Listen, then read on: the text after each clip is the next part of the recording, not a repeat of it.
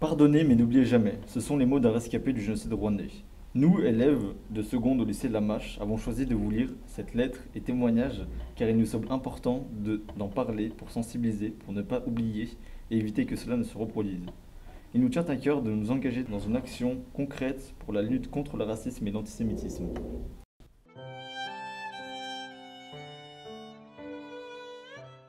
Seule la terre viendra à notre secours. Cela envoyait des soldats pour nous réveiller et nous faire aller dans d'autres villages. Je fermais les yeux pour ne pas voir, pour ne pas entendre ces pleurs et ces cris.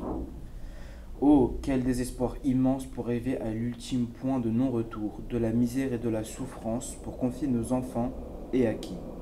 Aux criminels sanguinaires qui ont tué vos mères, sœurs, frères et maris dans de grandes souffrances. Je fus emporté avec environ 70 autres Arméniens. Ils nous emmenèrent dans une corniche pour nous exécuter par la suite, à la vue de personne. En Arménie, par Serpuy Ovagia, entre 1914 et 1915.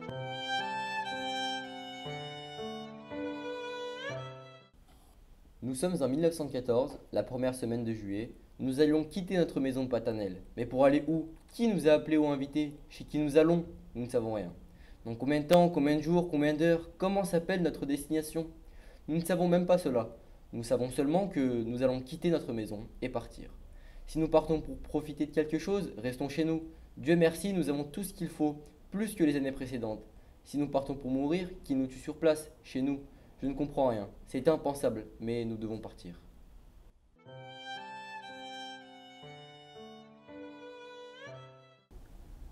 J'avais une chance infime de fuir les bouchers de Glichengi. Je devais courir à toute vitesse, mon fils dans les bras. J'ai échoué. Je n'ai jamais franchi la porte latérale de l'église.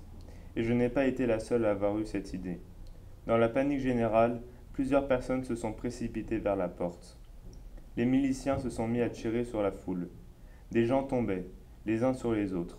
Je me suis couché sur mon enfant pour lui éviter les balles. Un corps m'est tombé dessus, puis un autre. Je n'ai pas bougé malgré le sang chaud qui coulait sur mon visage. Enfin, la pluie de balles a cessé. Mais mon cauchemar était loin d'être terminé. Les miliciens se sont rapprochés pour en finir avec ceux qui respiraient encore. Comme j'étais pleine de sang, ils ont cru que j'étais morte. Pour s'en assurer, ils m'ont donné des coups de massue sur la tête et sur le dos. Je n'ai pas réagi. Ils m'ont piétiné pendant qu'ils en achevaient d'autres.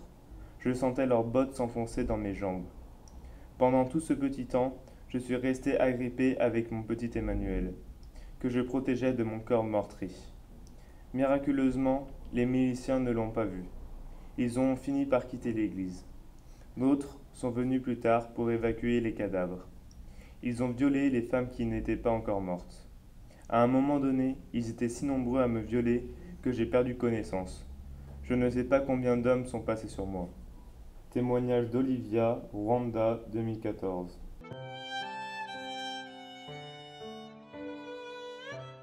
J'ai exercé à Lyon à partir de février 1943 jusqu'à la libération en août 1944. D'abord, la fonction de directeur régional de l'UGIF, puis celle du directeur général pour la zone sud. En février 1943, la section de Schreibentrichter, commandée par Barbie, avait procédé à la fermeture des bureaux de l'UGIF, alors installés rue Sainte-Catherine, en arrêtant et en faisant déporter toutes les personnes qui étaient tombées sous la main des policiers allemands. C'est à la suite de cette mesure que de nouveaux bureaux ont été ouverts à Lyon, rue de l'Hôtel de Ville, et que je fus dépêché depuis Marseille pour les diriger. La direction régionale de l'UGIF à Lyon, devenue après la dramatique fermeture des bureaux de Marseille, la direction générale pour la zone sud a accompli son véritable travail social en profondeur, en liaison avec la résistance juive. Nos bureaux officiels, avec le personnel officiel déclaré, devaient rester en contact avec le Schreibentrichter, respectivement avec la section commandée par Barbie. Certains de mes collaborateurs et moi-même étions ainsi appelés à la Gestapo, où nous y rendions de nous-mêmes lorsque nous tentions d'arracher aux griffes des Schreibentrichter telle ou telle personne ou famille arrêtée. Nous avons eu affaire ainsi soit à Barbie lui-même, soit plus volontiers à ses subordonnés, lesquels ont été successivement pour la question juive. Un certain Velti, qui fut tué par le maquis, puis Bartholoméus et Buchner. Si je me reporte à 30 ans en arrière, au climat dramatique de l'époque, je dois dire que nous avions tout l'intime conviction que ces tortionnaires, dont dépendait la vie ou la mort de nos coreligionnaires, connaissaient parfaitement le sort redoutable qui était ceux qu'ils arrêtaient. Raymond Geisman, Paris, le 24 septembre 1971.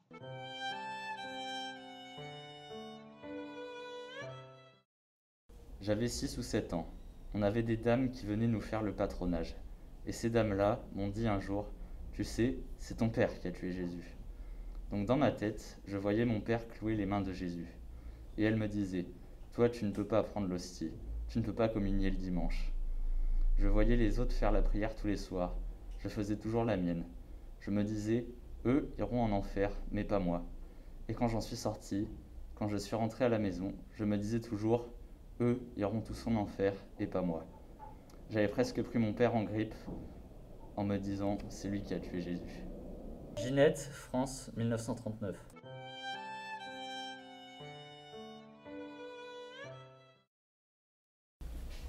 C'est sur ce dernier témoignage que nous allons vous laisser, en espérant que ces paroles et ces actes ne seront jamais oubliés, car l'oubli serait une ultime offense faite à la mémoire de ces trop nombreuses victimes. Nous vous remercions de votre écoute. Ce projet a été réalisé grâce à l'investissement d'une classe de seconde du lycée Lamache et la participation de lecteurs.